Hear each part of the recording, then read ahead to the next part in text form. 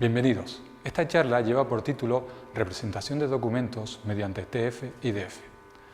En ella vamos a ver en primer lugar una breve definición de lo que es el TDF, la utilidad que tiene en el mundo real el TDF, cómo se calcula la primera parte, la parte TF, el cálculo de la segunda parte, la parte IDF, cómo quedan finalmente representados los documentos y las características en general que tiene la técnica TF-IDF. ¿Qué es el TF-IDF? En principio, el TF-IDF es una representación matemática de documentos de texto. Por ejemplo, artículos, noticias, páginas web, etc. El término viene de su variante inglesa, Term Frequency, Inverse Document Frequency, y se ajusta a un modelo denominado bolsa de palabras, donde cada documento es representado como una serie de palabras sin orden. En principio, se trata de una medida estadística de cuán importante es una palabra para un documento dentro en general de un corpus de datos.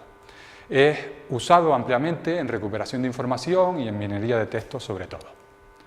En principio, las utilidades más importantes del TF-IDF son hacer ranking, hacer ordenaciones dentro de los resultados de búsqueda en las páginas web, por ejemplo. También tenemos utilidad para generar resúmenes de texto. En general, todo lo que sea agrupar y clasificar documentos textuales se utiliza el TF-IDF y también es válido para identificar la autoría de algún texto o algún artículo y además se utiliza en sistemas de recomendación para intentar recomendar artículos similares a aquellos que me gustan o que les gusta a un usuario parecido a mí.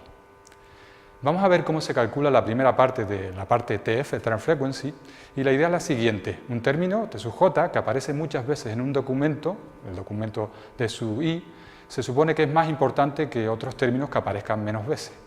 Por lo tanto, esta parte se calcula pues, dividiendo el número de veces que aparece en determinado documento un término, N sub IJ, entre el total de términos que tiene ese documento.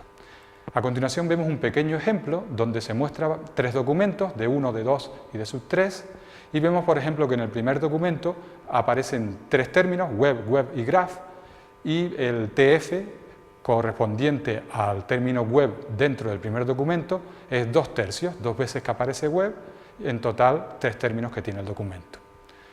Bien, vamos a ver la segunda parte, el cálculo del IDF. Esta está basada en la idea de que un término que aparece en pocos documentos sirve mucho mejor para discriminar ese documento de otros y sobre todo de otros términos que aparecen en muchos documentos. Se calcula mediante la frecuencia inversa, ajustada mediante la función logarítmica, dividiendo el número total de documentos entre el número de documentos donde aparece el término en cuestión, el término jésimo.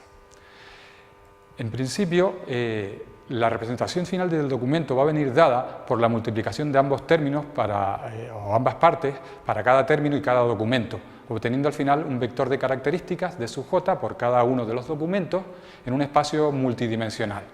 Además, es importante coger y finalmente para cada documento seleccionar únicamente los n términos con valores más altos, de forma que el documento quede perfectamente representado.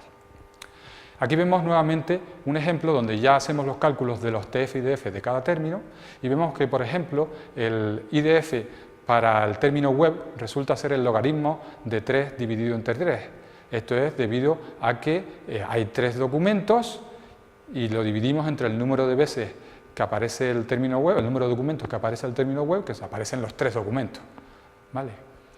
Con lo cual es un término muy poco discriminador.